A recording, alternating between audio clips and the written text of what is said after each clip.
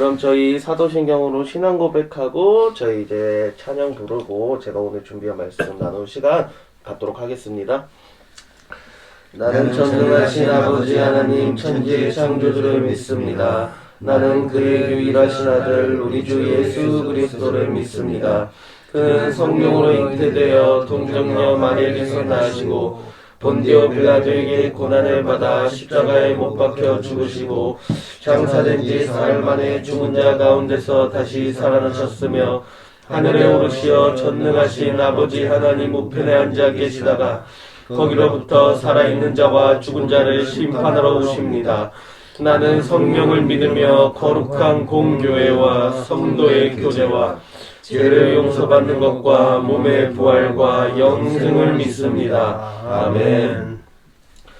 오늘 준비한 찬송은 이제 너는 담장 너머로 뻗은 나무라는 이제 CCM 곡인데요. 부제로는 이제 야곱의 축복. 이 찬양 내용이 이제 야곱의 12아들 중에 이제 가장 아끼던 이제 아들 그 이제 요셉에게 그 이제 축복을 내려주는 그런 찬양의 그런 내용의 찬양이에요. 그래서 어쨌든 축복의 찬양이거든요. 그래서 이제 분위기도 이제 되게 활발하고 그런 분위기라 다들 함께 찬양해 주셨으면 감사하겠습니다.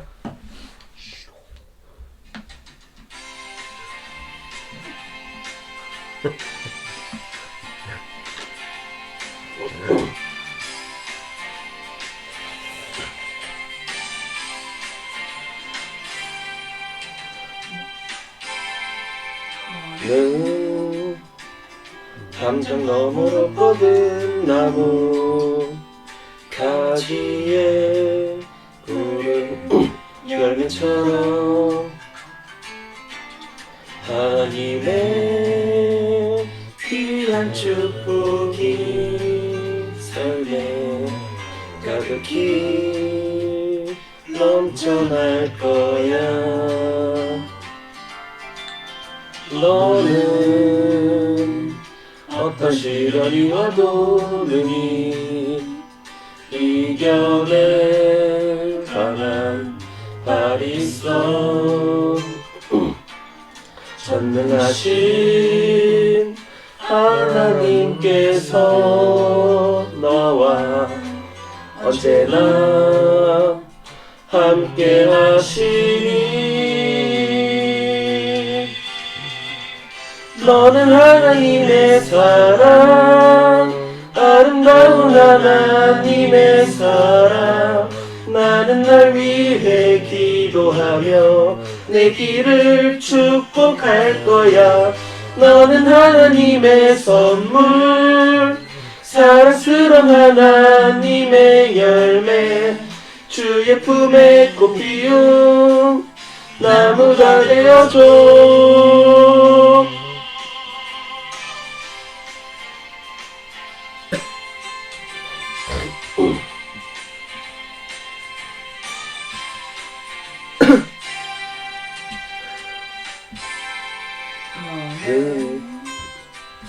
담장 너머로 뻗은 나무 가지에 푸른 열매처럼 하나님의 귀한 축복이 삶에 가득히 넘쳐날 거야.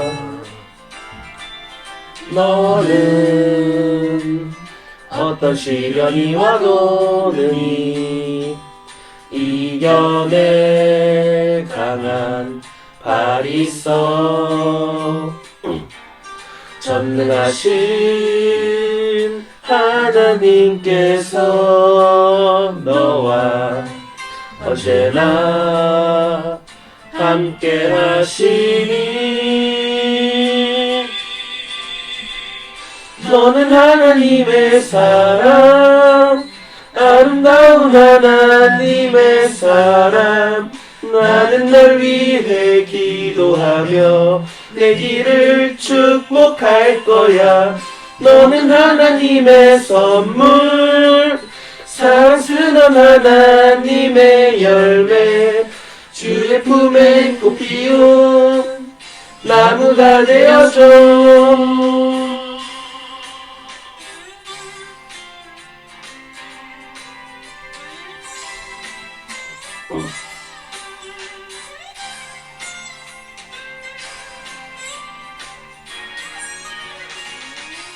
넌 하나님의 사람, 아름다운 하나님의 사람.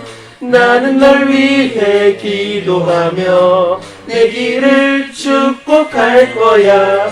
너는 하나님의 선물, 사랑스러운 하나님의 열매, 주의 품에 꽃 피운 나무가 되어줘. 너는 하나님의 사랑, 아름다운 하나님의 사랑. 나는 널 위해 기도하며 내 길을 축복할 거야. 너는 하나님의 선물, 사랑스러운 하나님의 열매, 주의 품에 꽃 피운 나무가 되어줘.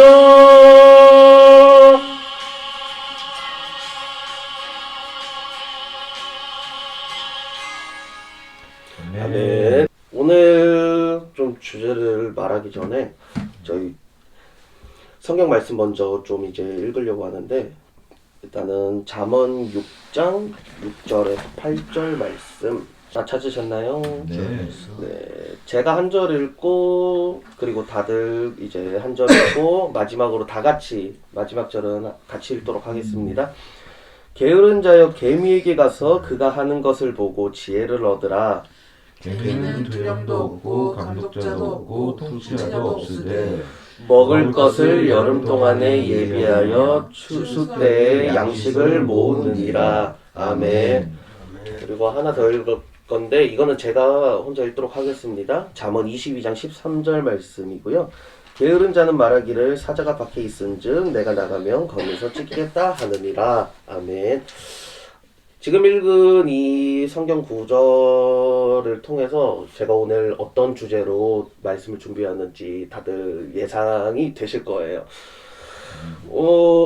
오늘은 오랜만에 이제 또 칠제종 중에 실제종으로 들어가서 칠제종 중에 하나인 나태에 관련돼서 또 말씀을 또 준비해 왔는데요. 나태를 대표하는 악마가 벨페고르예요. 근데 벨페고르가 고대 모압에서 추앙받던 바알 있잖아요. 바알신. 바알페오를 전신으로 하는 신이 바로 전신으로 하는 그 악마가 벨페고르거든요. 그거에 관련해서 다들 민수기 25장 내용에 대해서 여러 가지 그 사건을 들었을 거예요. 부올의 사건이라고도 하고 페올의 사건이라고도 하거든요. 민수기 25장 한번 저희 찾아보도록 하겠습니다. 민수기 25장이 이제 가나안으로 들어가기 전에 이제 모압에 있는 부올에 들렀을 때 이제 생긴 일을 그렇게 주제 삼아 이야기를 하는 구절인데요. 여기서 이제 부올에 있는 모압 사람들이 이제 자신들이 추앙하는 그 우상 바알에게 이제 또 축제를 하고 그러는 거에 그 장소에 이스라엘 사람들을 불러들어서 그 이스라엘 사람들이 그 축제에 함께 하는 것을 보고 하나님께서 진노하셔서 그들에게 벌을 내리시는 그런 내용이에요. 그래서 이거를 뭐 페올의 사건이라거나 안 그러면 그 외에 이제 여러 사건들이라는 그 재해로 그렇게 찝어서 그렇게 부른다고 하더라고요. 그리고 이제 나태, 일단은 어쨌든 악마에 대해서 그렇게 말씀을 드렸으니까 나태 관련돼서 이제 사전적 의미를 좀 말씀을 드리려고 하거든요. 나태는 기독교 7대 죄악 중 하나로 7대 주선의 근면과는 반대 개념이라고 합니다. 여기서 이야기하는 나태함이란 그냥 뭘 하기 싫다는 소극적인 의미의 게으름을 의미하는 것이 아니라 적극적으로 내가 스스로 이건 무조건 해야 되는 일인데 이것을 하지 않거나 그 일을 거부하는 것을 의미하거든요. 즉 자신의 의무를 그냥 저버리는 거예요. 자신의 의무를 저버리는 것은 이제 또 못하는 것이 아니라 내가 안 하는 게 되잖아요. 그럼 이게 결국엔 죄가 되는 거죠. 신학적인 면에서는 행동이나 정신적 사물에 대한 게으름을 의미하는 것뿐 아니라 이제 또 교회 활동에 대해 냉담하고 적극적이지 못한 것도 이제 나태로 그렇게 의미를 한다고 하더라고요. 또 나태는 아무것도 하지 않는 태만의 죄로 이제 이탈리아 13세기 이탈리아의 또 유명한 시인 다들 아는 단테는 게으름은 사랑을 포기한 죄악이라고 그렇게 말했다고 합니다. 잠언에서는 또 이제 나태한 자를 한없이 게을러 늘 잠자는 자로 계속해서 묘사를 하고 있고요.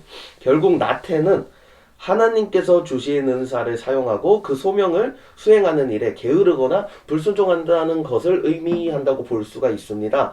예를 들어서 성경에서 그 나태, 그 게으른 사람들을 보여주는 그런 성경 구절이 있어요. 장이 마태복음 25장.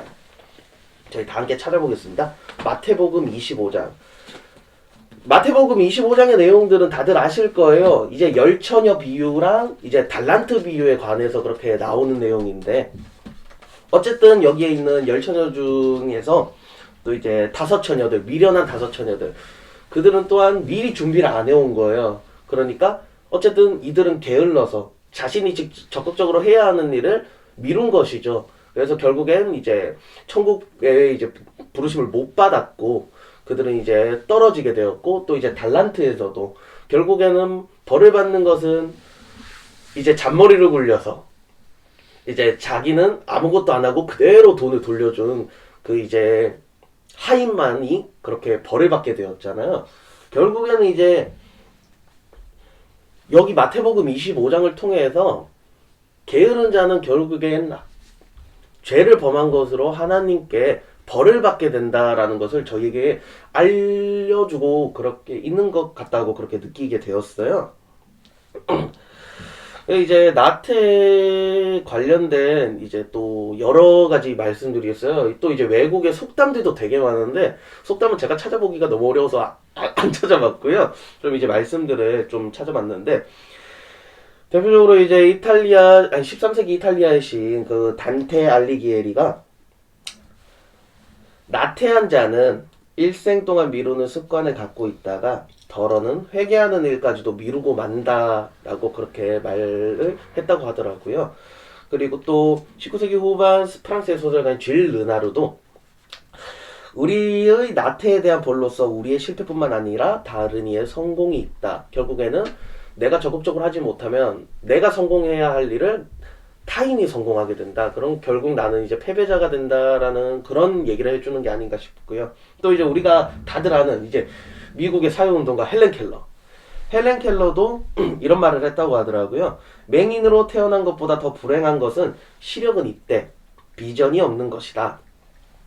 결국에는 시력, 볼 수 있는데 내가 그것을 활용을 못하는 거예요.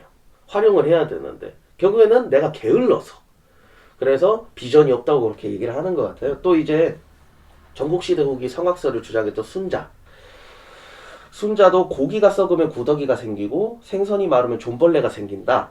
태만함으로써 자신을 잊는다면 재앙이 곧 닥칠 것이다. 그리고 이제 과거에도 또 이제 각국에서도 이제 게으름, 나태에 관련돼서 나태는 정말 좋은 것이 아니다라는 것을 이렇게 말씀들로 또 이제 이야기를 해주고 있어요. 그렇다면 이제 또 제 이야기를 해보려고 하는데요. 나태. 저는 솔직히 제가 매우 나태한 사람이라고 생각을 하거든요. 뭐든 좀 미룰라 그래요. 그러다 보니까 미루면 안 되는 걸 알지만 생각으로는 제가 미루면 안 되는 걸 알아요. 그런데 저도 모르는 사이에 그냥 제가 미루게 되더라고요. 무슨 일이든. 그래가지고 왜 내가 이걸 계속 미루고 있지? 내가 이게 미루는 게 맞나라는 생각이 들기도 하지만 결국에는 미뤄요. 이게 모르겠어요. 사람이 원래 이런 건지. 혹시 다른 분들도 혹시 뭔가 중요한 일이 할 게 있는데 혹시 미룬 경험이 좀 많으신지, 예, 몇몇 분 좀 있으신 것 같네요. 예. 이제 각자에게 이제 자신이 이제 맡은 일을 또 이제 적극적으로 이제 해결해 나가야 되지만 이제 자기도 모르는 사이에 인간의 본성인지 우리가 우리가 본능적으로 그러는 건지 자세히는 모르겠어요. 왜 그러는지, 대체 우리가 지금 이걸 적극적으로 우리가 해결을 해야 되는데 왜 미루는지 저 또한 아직까지도 모르겠고요. 그래서 좀 해결을 해야 되는데 결국에는 기도를 하는 방법뿐인 것 같아요. 우리가 뭔가를 미룰 때 결국에는 이 미루는 것도 주님께 죄를 범하는 거나 다름이 없거든요. 그러니까 만약에 내가 이 일을 해야 되는데 만약에 미루게 된다면 이것은 우리가 회개를 해야 되는 것이 아닌가. 저도 좀 많이 회개를 해야 될 것 같아요. 뭐만 하면 미루려고 하고 왜 그러는지 모르겠어요. 항상 이제 미루다 보니까 이제 고등학교 때 같은 경우는 이제 시험 공부를 해야 되는데 시험 공부하기가 너무 싫은 거예요. 솔직히 이제 학교를 다니다 보면 놀러 다니고 싶은 마음이 되게 크단 말이에요. 저도 그랬거든요. 고등학교 다닐 때 중간고사 기간이 됐는데도 그것도 이제 고등학교 1학년 1학기 중간고사에 중요해요. 이제 분반이 되기 때문에 저희는 참 중요한 시기 때 그냥 시험 공부 나중에 하면 되지 하면서 미루고 저는 PC방을 갔습니다. 게임을 하러 친구들과. 근데 결국 그 결과가 그때 성적 보고 제가 많이 충격을 받았던 것 같아요. 평균 점수가 40점이 안 넘더라고요, 그때. 그래가지고, 그때 충격을 받아가지고, 이제 같이 공부하자고 했던 친구가 있어요. 그때 중간고사 공부를 하자고 집에서. 그런데 제가 거부를 했거든요. 난 게임하러 갈 거야. 나중에 시험 공부하면 되지 하면서. 근데 결국 그 친구는 평균 점수가 이제 80점대로 올라가 있는데 나만 40점대로 동떨어져 있는 거예요. 결국에는 이게 내가 미뤘기 때문에 내가 이렇게 된 건가? 그런 생각이 들더라고요. 결국에는 미루면은 이제 결국엔 나한테 어떠한 방식으로든 이제 또 벌이 내려지고 또 이제 내가 스스로 깨달을 수 있는 그런 상황이 그렇게 주님께서 허락해 주시는 것 같아요. 제가 어쨌든 그래서 미루면 안 되겠다라고 깨닫게 됐는데요. 그 뒤로부터도 계속 미루게 되더라고요. 이게 어떻게 그런 경험을 겪었는데도 미루지 않기가 마냥 쉽지는 않더라고요.